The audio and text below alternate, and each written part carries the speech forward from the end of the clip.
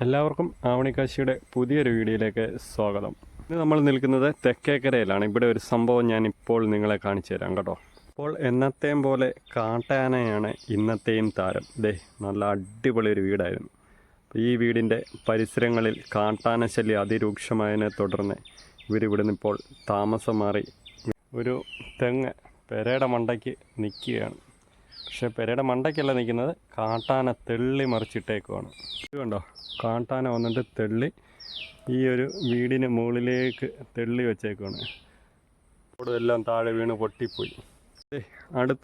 അടുത്തൊരു തെങ്ങ് കണ്ടോ, അതും തെള്ളി കളഞ്ഞേക്കുവാണ്. ഈ ഒരു റബ്ബർ ആ ഒരു കാട്ടാന ഈ തെങ്ങ് തെള്ളി മറിച്ചിട്ടപ്പോൾ ഒടിഞ്ഞു പോയതാണ്. ഇതൊരു കാപ്പിയാണ്, ആ കാപ്പി ഒടിഞ്ഞു. കാട്ടാനയുടെ ശല്യം അതിരൂക്ഷമാണ്. ഇപ്പം നമ്മുടെ 2 തെങ്ങാണ് ഇവിടെ നശിപ്പിച്ചത്, ഒരു റബ്ബറും. കണ്ടില്ലേ, ഇവിടം വരെ കയറി വന്നിട്ടുണ്ട്. അപ്പോൾ ഈ ഒരു വീട്ടിലേ ഉള്ളൂ താമസമില്ലാത്തത്. അതിന് തൊട്ട് മുകളിലൊക്കെ വീടുകളൊക്കെ ഉണ്ട്. കണ്ടില്ലേ, ഇവിടെ എല്ലാം ജനങ്ങൾ വസിക്കുന്ന താമസമുള്ള സ്ഥലങ്ങളാണ്. കണ്ടില്ലേ, ഈ ഒരു തെങ്ങും ആ കാണുന്ന റബ്ബറെ വേണ്ടി ഇവിടെ ഒരു തെങ്ങ്, ഈ തെങ്ങാണ് വീടിന് മണ്ടിലേക്ക് മറിച്ചിട്ടിരിക്കുന്നത്. ഒരു പ്ലാവ് നിൽക്കുന്നുണ്ടോ. അപ്പോൾ ഈ പ്ലാവേന്ന് ചക്കയൊക്കെ തെള്ളിയിട്ടേക്കുവാ. ബാക്കി ചക്കയൊക്കെ തിന്നിട്ട് പോയേക്കുവാണ്. കൂട്ടി മെതിച്ചിട്ടേക്കുന്നത്. ഇതെന്തോ സംഭവം? കവുങ്ങ് കണ്ടോ, കവുങ്ങ് കുത്തി കീറി അതിൻ്റെ ചോറ് തിന്നാൻ നോക്കിയതാ. മറ്റൊരു റബ്ബർ ഓടിച്ച് കളഞ്ഞേക്കുന്നു. പന നിൽപ്പുണ്ടായിരുന്നു. അപ്പോൾ ഈ പനയും തെള്ളിയിടാൻ വേണ്ടി നോക്കിയിട്ടുണ്ട്. പക്ഷേ വീടിയുടെ ചോട്ടി നിൽക്കുന്നതുകൊണ്ട് ഇത് ഇവിടുന്ന് തെള്ളിയിടാൻ പറ്റുന്നില്ലായിരുന്നു. പന ഇവിടെ നിന്നൊന്ന് ട്രൈ ചെയ്ത് നോക്കി. അത് കഴിഞ്ഞിട്ട് ഇത് ആ കാണുന്ന മുകളത്തെ ഇടിയിലും കയറി പന തള്ളാൻ വേണ്ടി നോക്കിയിട്ടും നടന്നില്ല. ഈ ഒരു പ്ലാവ് നിറയെ ചക്കകളാണ് നിൽക്കുന്നത് കേട്ടോ. അപ്പം ഈ ഭാഗത്ത് നിന്ന് ചക്കയൊക്കെ അത് അടത്തി തിന്നിട്ടുണ്ട്. പിന്നെ അതുകൊണ്ടൊക്കെ കുറേ ചക്കകൾ താഴെ കളഞ്ഞു. അപ്പം നമ്മളത് നോക്കിയാണ് വേവിക്കാൻ വല്ലതും പറ്റുന്ന പരുവത്തിലുള്ളതുണ്ടോയെന്ന്. ഒന്നും കൊള്ളത്തില്ല, എല്ലാം പൊട്ടിയൊക്കെയാണ്.